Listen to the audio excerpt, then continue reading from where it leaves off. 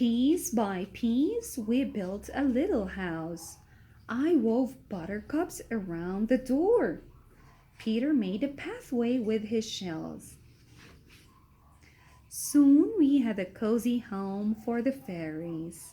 I couldn't wait for them to come. Every day I watched the house from my swing. I made a pond, a boat, and even a slide for the fairies to find. But the fairies did not come. When Peter saw how sad I looked, he said, "Cheer up! The pink flower buds are blooming." But I wanted to see the fairies.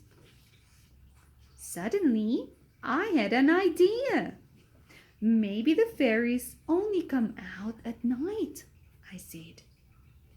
Maybe they only sprinkle fairy dust by moonlight.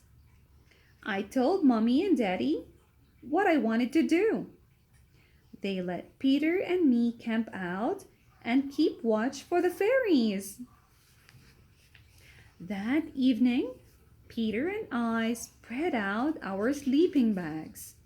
I left the fairies a sweet snack of honeysuckle and berries.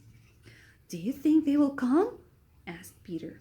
"Yes," I said, and added in a whisper, "I really hope so." We told each other stories until Peter fell asleep.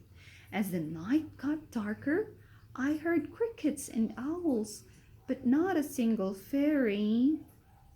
Once I thought I heard some soft, gentle humming. It was just Peter. He was snoring.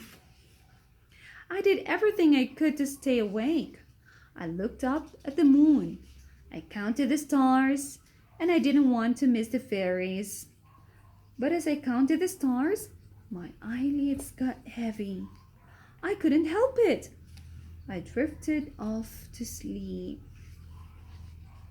The next thing I knew, I heard a bird singing. I opened my eyes. It was dawn. I heard hushed voices in the garden.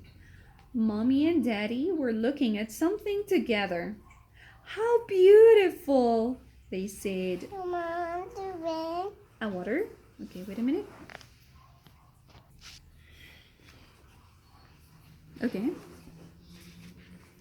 As I stretched, a sweet smell filled the air. All around me, colorful flowers were in full bloom. I looked at the fairy house. The sun, the honeysuckle and berries were gone. "The fairies came!" I cried. "They came, but I missed the whole thing."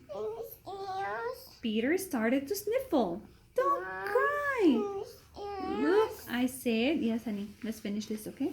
Up in the air, I could see glimmers of light shooting across the early morning sky. "Fairies!" I gasped. The light shimmered brighter and brighter until it sparkled into sunshine. "I knew you were real," I said. My family and I watched the sun come up. "Thank you, fairies," I whispered. Wherever they were, I knew they could hear me. The end. Do you like my story? Yes?